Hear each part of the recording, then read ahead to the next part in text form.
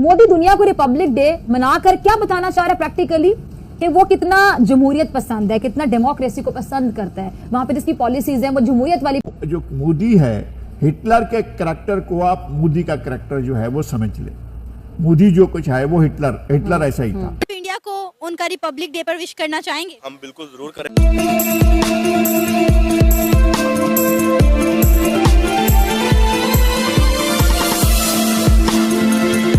India का 160 countries में मनाया गया, लेकिन पाकिस्तान में ही नहीं मनाया गया। क्या कहना चाहेंगे सर? इंडोनेशिया तो एक इस्लामिक कंट्री है, उन्हें तो as a Muslim country Pakistan को सपोर्ट करना चाहिए था, पाकिस्तान का साथ देना चाहिए था, लेकिन उन्होंने इंडिया की हमायत की और पाकिस्तान में आने का प्लान पोस्टपोन कर। तो ये पाकिस्तान वो वाहिद मुल्क है जिसकी नौजवान नस्ल तबाह हो रही है, फारिग है, घर बैठी है। ये पाकिस्तान वाहिद मुल्क है। वो सारे के सारे जो 70-71 साल तक होते रहे वो एक तरफ, ये जो मोदी दौर में आकर हुए हैं, इन्होंने एक और मंजरनामा बना दिया है, एक नई तारीख लिखी गई है। भारत का बजट टोटल कितना है? $72 बिलियन। 72 बिलियन। हमारा 8.5 कितना? 8.5 बिलियन। उनकी फौज की तादाद कितनी? 6 गुना हमसे ज्यादा है। उनके पास लेटेस्ट जदीद असला किसके पास है? जदीद असला हम इस तरह से पाकिस्तान का हमसाया मुल्क पिछले 5-6 साल से दिफाई मैदान के अंदर इस कदर तेज रफ्तारी से आगे बढ़ रहा है कि जिसकी मिसाल नहीं मिलती। भारत की तारीख जब भी लिखी जाएगी, जो सबसे ज्यादा भारत के अवाम के लिए, दुनिया भर के लिए, भारत के पड़ोसियों के लिए जो दौर होगा वो मोदी का दौर होगा। ये सारे हमारी नंबर 1 एजेंसी है किधर? मतलब ये नंबर 1 आर्मी कुछ कर ही नहीं रही अपने आप को बचाने के लिए। इन्होंने तो गज़वा हिंद लड़ा। वीडियो के चैनल देखें, पाकिस्तानी टीचर माशाल्लाह अल्हम्दुलिल्लाह, हम भी टीचर से पढ़ के हैं, अल्लाह पाक उन्हें और तरक्की दे। लेकिन अगर वो यहाँ पर है ना, लेकिन इंडिया के कंप्यूटर साइंस के टीचर यहाँ पर है। पॉइंट ये है, उन्हें पता है कंप्यूटर साइंस की वैल्यू। कि इस तरह की चीजें भारत कर रहा है, अमेरिका के साथ डिफेंस डील्स, फ्रांस के साथ डिफेंस डील्स, इसराइल के साथ डिफेंस डील्स, ये सारी की सारी इसी इंडिया की पॉलिसी का एक आप कह सकते हैं कि हिस्सा। हुक्मरान बनकर आकर बैठ जाते हैं और अपने आप को समझते हैं कि हम नाम गुज़ीर हैं, हम ना हुए तो कुछ नहीं होगा। लोग बाद में सोचते हैं यार इनके होते हुए मुल्क कैसे चल रहा था। इसी तरह से ये जो ठीक है मोदी के बारे में ये तासुर है कि जनाब ये मोदी जो है वो इंडिया को बना रहा है। मोदी को एक आखिरी शमा के तौर पर इंडिया को एक शाइनिंग इंडिया बनाने की आखिरी कोशिश। दुनिया खामोश है, पाकिस्तान ये केस सही तौर पर नहीं लड़ पा। भारत ने इस सब के अंदर कुछ इस तरह के दिफाई मुआहदे शुरू कर दिए हुए हैं जो कि भारत को आने वाले वक्त के अंदर जंग में या लड़ाई के अंदर सुपीरियॉरिटी, शायद उनका ये ख्याल है। ये इंडियन कौम परस्ती की बात नहीं कर रहा है मोदी हिंदू नस्ल परस्ती की बात कर रहा है। उसके लिए कोई क्रिश्चियन जो है काबिल कबूल नहीं है, उसके लिए कोई बुद्ध मत काबिल कबूल नहीं है, उसके लिए कोई मुसलमान काबिल कबूल नहीं है।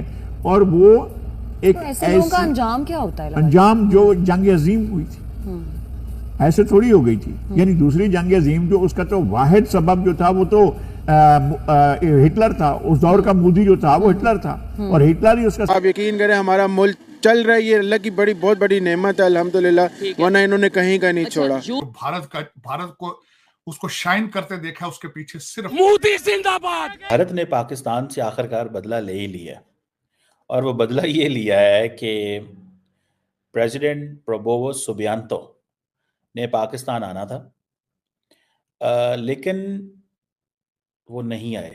वो चीफ गेस्ट है। इंडोनेशिया की आर्मी जो है वो इंडियन आर्मी के साथ वहां परेड करेगी।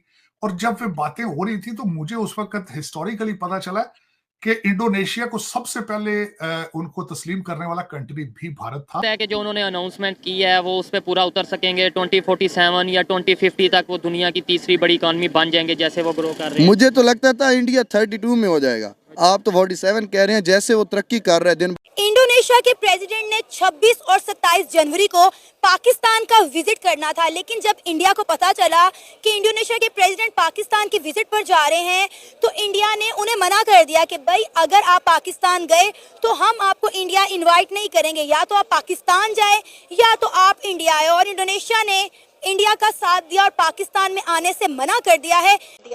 मेरे ख्याल से आजकल की जो इकोनॉमीज हैं वो इस तरह ताल्लुकात नहीं बनाती कि रिलीजन की बेस पे या ट्राइब की बेस पे या कास्ट की बेस पे। अगर इस तरह देखा जाए तो मतलब जो 2 नेशन थ्योरी थी कि हिंदू और मुसलमान इकट्ठे नहीं रह सकते, मुसलमान इकट्ठे रहेंगे। तो वो बांग्लादेश जब टूटा तो वो टू नेशन थ्योरी गलत साबित हो गई। फिर हमने कहा जी तालिबान इस्लामी है और हम भी इस्लामी हैं, और जो अशरफ गनी की हुकूमत थी डेमोक्रेटिक थी, तो डेमोक्रेसी और इस्लाम का आपस में तजाद है। तो जब अफगानिस्तान एक शरिया स्टेट बनेगी तो हमारे ताल्लुकात अच्छे होंगे, ताल्लुकात अच्छे नहीं है तो सर उल्टा हो गया ना, अफगानिस्तान के ताल्लुकात इंडिया के साथ बेहतर हो गए। साथ बेहतर हो गए। हालांकि इंडिया के ताल्लुकात डेमोक्रेटिक गवर्नमेंट में अच्छे थे, तालिबान के साथ उनकी नहीं बनती थी ऑब्वियसली, मगर उनके ताल्लुकात अच्छे हो गए। तो हमें ये सबक मिलता है कि नेशंस के आपस में जो ताल्लुकात हैं वो इकोनॉमी की बेस पे बनते हैं, ट्रेड के ऊपर बनते हैं और मफाद के ऊपर बनते हैं। तो अगर इंडोनेशिया का जो मुल्क है उनके प्रेसिडेंट विजिट करने आ रहे थे, अगर वो इंडिया के इन्फ्लुएंस में आके पाकिस्तान नहीं आ रहे तो वो अपनी ट्रेड देख रहे हैं कि इंडिया एक बड़ा एलाय है, उनके आपस में ट्रेड होती है। इंडियन जो लोग हैं वो इंडोनेशिया और मलेशिया दोनों कंट्रीज में हैं, तो वो अपना पर्सनल मफाद देख रहे हैं। तो ये सर पाकिस्तान के साथ उन्हें अपना कोई मुफाद नजर नहीं आया? या हम देते क्या हैं दुनिया को, हमारी एक्सपोर्ट्स क्या हैं, हम कंट्रीज को क्या कोई लोन वगैरह देते हैं, उनकी माली इमदाद करते हैं? हमारा तो कुछ नहीं है, उल्टा हम भीख मांगते हैं मिडल ईस्ट से, चाइना से, अमेरिका से मिलिट्री एड की मदद में। तो इसलिए हमारी कोई वो पावर नहीं है। तो सर इस तरह तो फिर आहिस्ता आहिस्ता पाकिस्तान आइसोलेट हो जाएगा। ऑलरेडी आप देखें कि हमारे मुल्क के जो हालात हैं, कोई कंट्री ना तो हमें सपोर्ट करती है, ना ही कोई हमारे मुल्क में विजिट के लिए आता है, इन्वेस्टर भी नहीं आता किसी मुल्क के, ना तो प्राइम मिनिस्टर आते हैं ना ही प्रेसिडेंट आते हैं। और अगर हम बात करें इंडिया की तो भाग भाग के हर बंदा इंडिया में जाने को तैयार है, इंडिया में इन्वेस्ट करने को तैयार है, लेकिन कोई पाकिस्तान की तरफ देखना भी पसंद नहीं करता। अब आप ये देखें कि हमारे लिए कितनी इंसल्टिंग बात है कि आपने हमारे साथ जो है वो रिटर्न फॉर्म में एक एग्रीमेंट किया कि हम 26 और 27 जनवरी को पाकिस्तान का विजिट करेंगे, और बाद में आपने कहा कि हम नहीं आएंगे, जो प्लान है वो पोस्टपोन कर दिया जाए। तो एज अ पाकिस्तानी मेरे लिए तो बहुत काबिल शर्मिंदगी बात है। काबिल शर्मिंदगी के लिए हमारी कौम के लिए बहुत सारी चीज़ें हैं। जब हम बाहर जाते हैं मुल्कों में, हमारी जो चेकिंग होती है, हमसे जो कपड़े उतरवाए जाते हैं, हमारे शाहिद खान अब्बासी उनकी जो मतलब इन्वेस्टिगेशन की गई वो हमारे लिए काबिल शर्म थी। हमें यूएई ने वीज़ा बैन कर दिया, वो भी हमारे लिए काबिल शर्म है। हमारे प्राइम मिनिस्टर हमारी कौम के जो रिप्रेजेंटेटिव हैं कतर में, यूएई में भीख मांगने जाते हैं, वो भी हमारे लिए काबिल शर्म है। हमारी यूनान के साहिल पे कश्ती डूबी, पाकिस्तान का नौजवान यहाँ से इतना ज़्यादा मायूस था कि डंकी लगाने पे मजबूर है।